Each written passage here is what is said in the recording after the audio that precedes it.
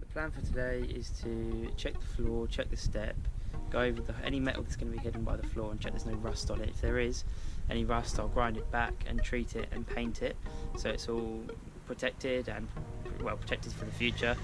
Then what I'm going to do is, I know for a fact there's a few holes in the floor of the van just from like anchor points and from old screws that have been put down by a previous owner. So what I'm going to do is, once the rust's treated, is then go ahead and plug those holes, waterproof those holes, so then the whole floor is sealed and ready for the batons to go down.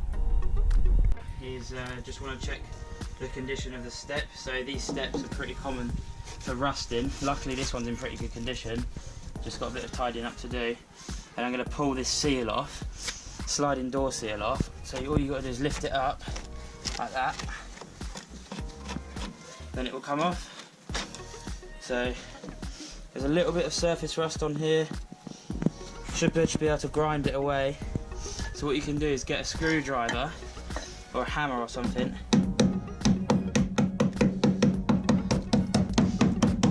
give it a bit of a hit. Now nothing's gone through, a bit's chipped off, but it's not actually poked any holes, so what we'll be able to do is grind all that back, give it some rust treatment, give it a bit of paint, and that should be good for the next few years at least. So I'm looking at getting rid of all this surface rust in here. Got a couple of options. Just got a wire brush attachment on the end of this drill. Also,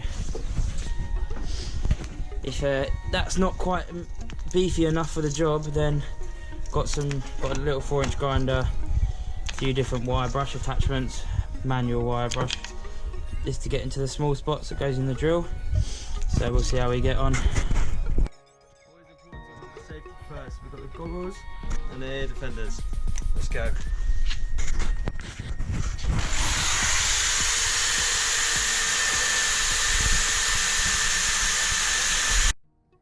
So we've ground down the metal and we're ready to treat it.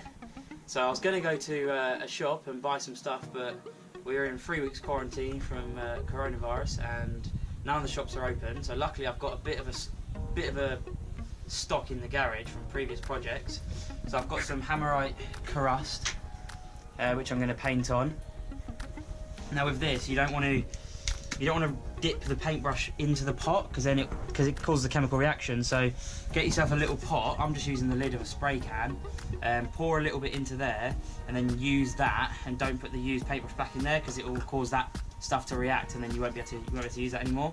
So I'm going to put that on, let it dry, and then like I said, I wanted to go get some white hammerite, but the house is shut, so just going to use this hammered black that I had lying around in the garage. I'm not really going to see it, so it doesn't matter.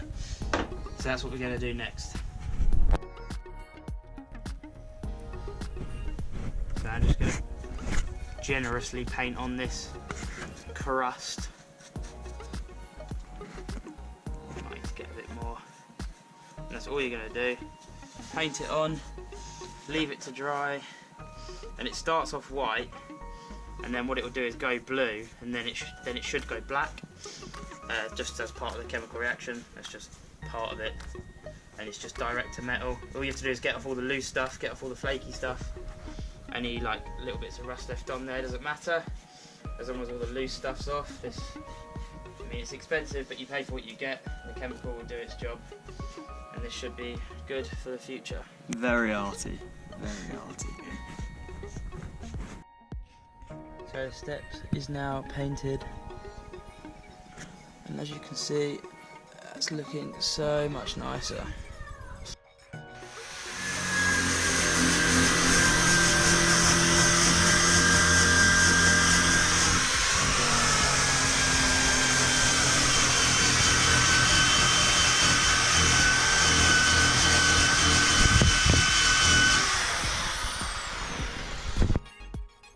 This back right down to bare metal now, and you can see it was rusty before, but it was only surface. That's nice. solid shiny metal, so I'll treat that in a minute. I've got this black hammerite direct to metal paint, so all the bits where I've taken all the rust off, put the rust treatment stuff on it, and then we're just going to go over, get a bit of this on the paintbrush, and then do the step area and all the little holes. Just a rough coat, that's fine, just like that. Any bare metal or metal that you've treated, just slap a bit down to prevent any future rust. It doesn't matter what it looks like because none of this is going to be seen, so that'll do ya. So whilst I've got all the rust treatment stuff out, I'm just going to pull this seal off, this boot seal or back door seal, whatever you want to call it. So just pull it off, check there's no rusty on there, because these lips can rust. You can see we've got a little bit here, nothing bad though, that's some pretty good nick actually. So I'll just scrape off the loose stuff, give it a coat of the rust, and then give it a coat of the hammerite paint as well.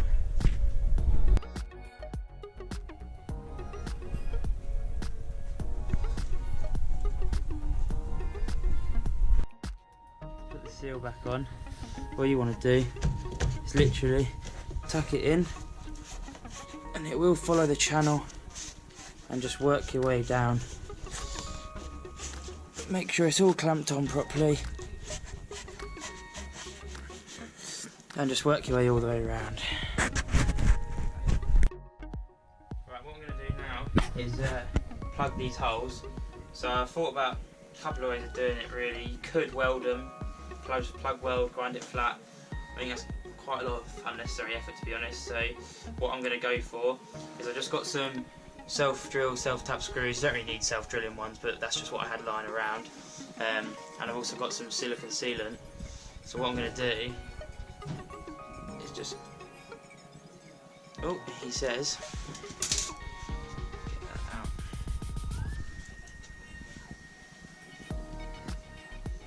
Just going to run a bead of sealant down there.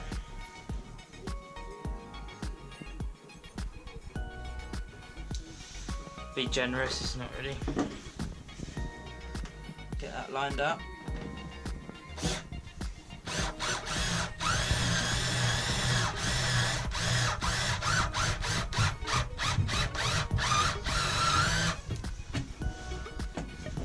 So that'll be that. So we'll just let that dry, and then that will be sealed. When you're drilling through the bed of the van, obviously you want to make sure underneath you're not actually going to hit into anything. So I've double checked underneath, and because all these holes already have screws in anyway, they're all fine.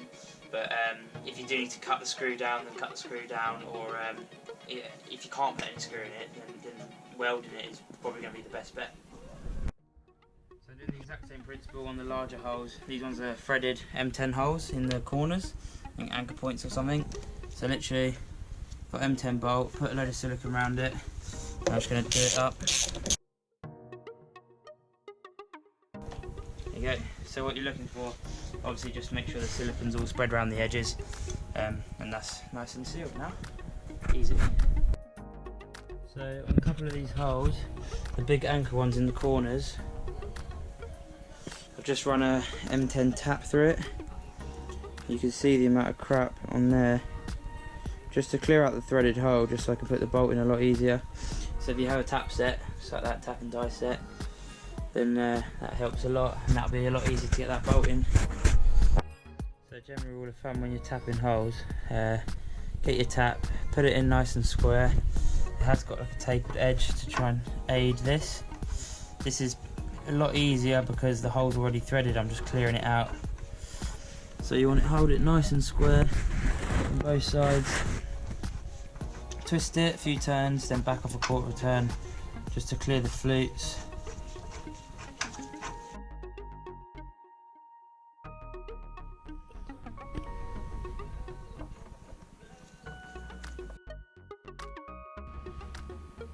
So all of the floor is now waterproof and rust free, hopefully.